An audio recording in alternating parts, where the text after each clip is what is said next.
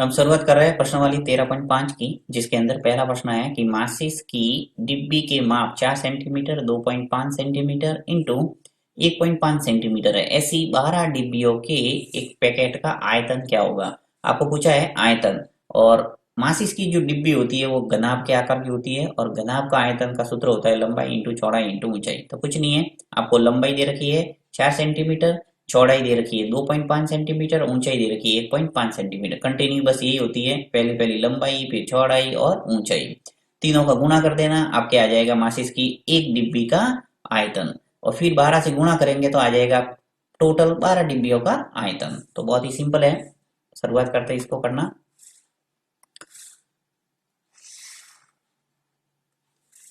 सबसे पहले क्या करता हूं, मैं लिख लेता हूं माचिस की डिब्बी के जो माप है वो। तो यहाँ लिख लेता हूं माचिस की डिब्बी की लंबाई,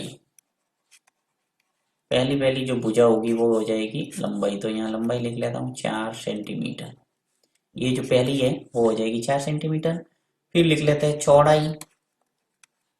तो जो चौड़ाई है वो क्या है 2.5 सेंटीमीटर, तो 2.5 सेंटीमीटर।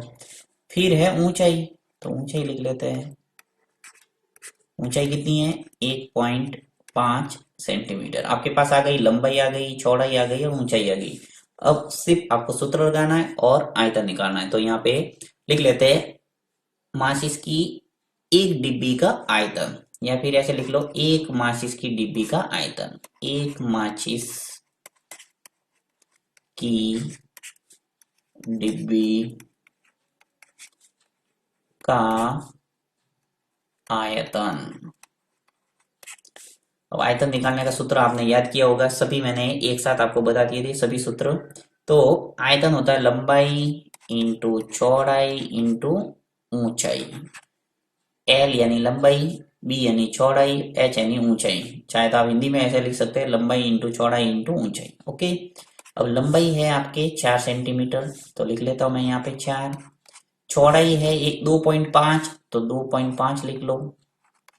और ऊंचाई, ऊंचाई है 1.5, तो 1.5। अब आपको सबको गुणा करना है, यानी 4 का गुणा पहले 2.5 से करो, जो रिजल्ट आएगा उसका 1.5 से करो, तो आ जाएगा आपके पास आयतन। अब देखिए बहुत जनों को पॉइंट वाला गुणा करने में भी समस्या आ रही होगी, तो मैं यहाँ थोड़ा बता देता हूँ। वैसे मैंने सभी पॉइंट वाला जोड़ बाकी गुणा भाग से संबंधित एक वीडियो बनाया हुआ, आप चाहे तो प्लेलिस्ट में जाके देख सकते हैं। तो यहाँ पे मैं 2.5 का गुणा पहले किससे करता हूँ 4 से। आपको साधारण गुणा करते वैसे ही करना है, इसमें पॉइंट वाली जो गुणा है उसमें भी पॉइंट देखना ही नहीं पहले। देखिए 4 का गुणा 5 से करेंगे तो क्या आएगा 4 पंजे 20, जीरो हासिल का 2। 4 का गुणा 2 से करेंगे क्या आएगा 8, और 8 और 2 मिलके कितने हो गए 10। ये हो गया 10, यानी इसका जो रिजल्ट आया है वो 100 आया। अब आपको लगाना है पॉइंट। तो पॉइंट लगाने का तरीका क्या होता है, आपको जितनी भी संख्या गुणा में दे रखी है आपको देखना है कि पॉइंट के आगे कितने अंक है। अब यहाँ पे पॉइंट है और पॉइंट के आगे कितने अंक है, एक अंक देखना है, डिजिट यानी कितने अंक है, राइट। ये 5 है, 6 है, 7 है, उससे कोई मतलब नहीं है, हमने डिजिट देखना है कि एक अंक है, इसका मतलब एक संख्या बाद में पॉइंट लगाना है।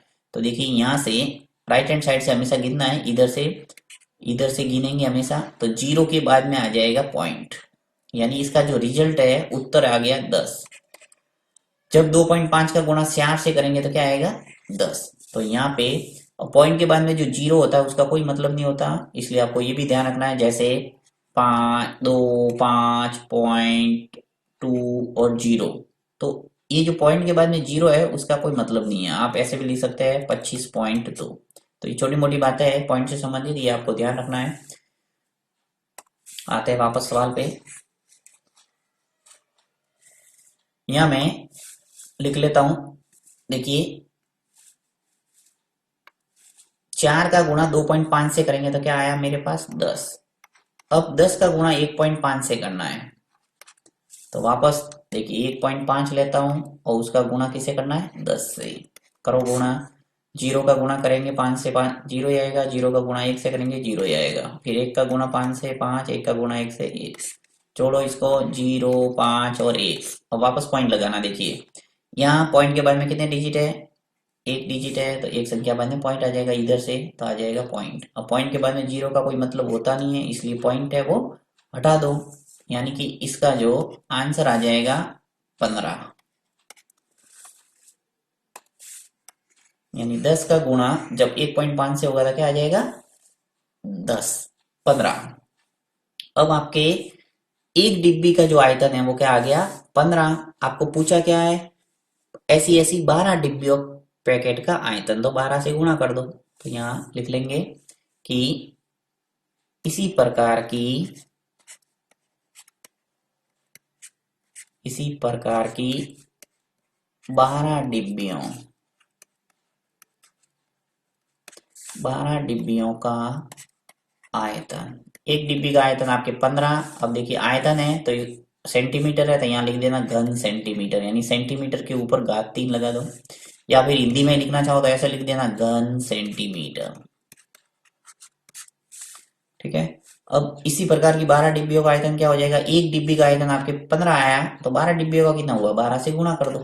तो 12 इंटू 15, कितनी भी डिब्बी का पूछे उसका गुणा कर देता हूं, तो 12 और 15 का जब गुणा करेंगे तो आपके आ जाएगा 180।